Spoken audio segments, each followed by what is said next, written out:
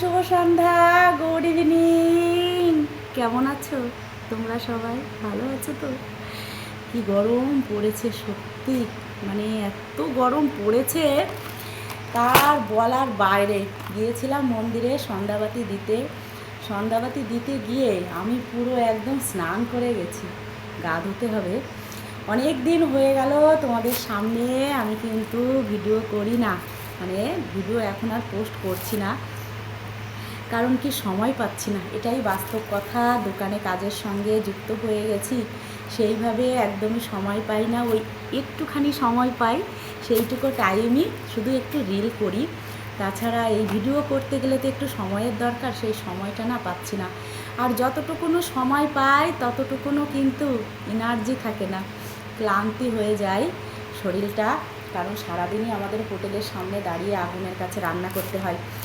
আর এই যে লাড্ডু আর রসগোল্লা, আসলে কি লাড্ডু রসগোল্লা কেন নিয়ে বসেছি, এগুলো কিন্তু আমাদের কেনা না। হালখাতার লাড্ডু আর রসগোল্লা একই দোকান থেকে। ওই থালা, মানে এই যে ফয়েলগুলো বিক্রি হয় যেখানে, থালা বাটি প্লাস্টিক এগুলো আনা হয় যে দোকান থেকে, সেই দোকানেরই এই হালখাতা আজকে করেছে। আমরা যেহেতু ব্যবসার সঙ্গে যুক্ত, তাই মাছের দোকান, মাংসের দোকান, সবজির দোকান, মুদিখানা দোকান, সমস্ত দোকানেই কিন্তু আমাদের প্রতিদিনকার মাল আনতে হয়। কিছু না কিছু বাকি তো থাকে, অবশ্যই থাকে।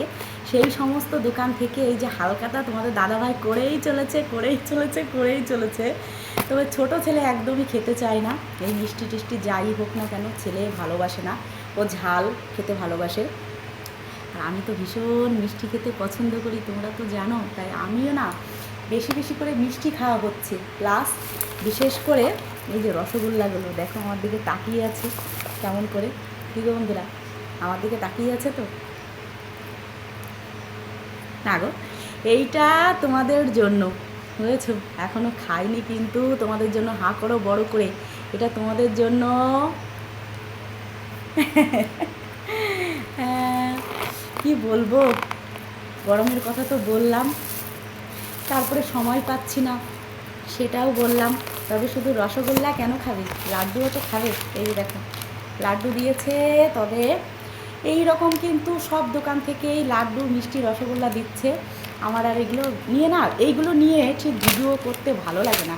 আসলে সন্ধ্যাবাতি দিয়ে এখানে এসে আমি বসেছি, তাই তোমাদের দাদাভাই এই যে এই দুটো হাতে দিয়ে বলছে তোমার পছন্দের রসগোল্লা ঝমাঝম খেয়ে নাও। এই কৌটাটা দিয়ে হাতে দিয়ে বলেছে, তাই আমি ফোনটা দেখছিলাম, সেই কারণে কিন্তু এই ভিডিওটা করা। তাহলে বন্ধুরা সবাই ভালো থেকো, সুস্থ থেকো। আর গরমে কষ্ট তো সবারই হচ্ছে, কিছু করার নেই।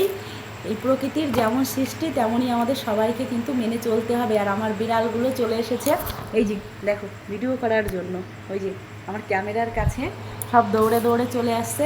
তাহলে সবাই ভালো থেকো, সুস্থ থেকো, বাই বাই।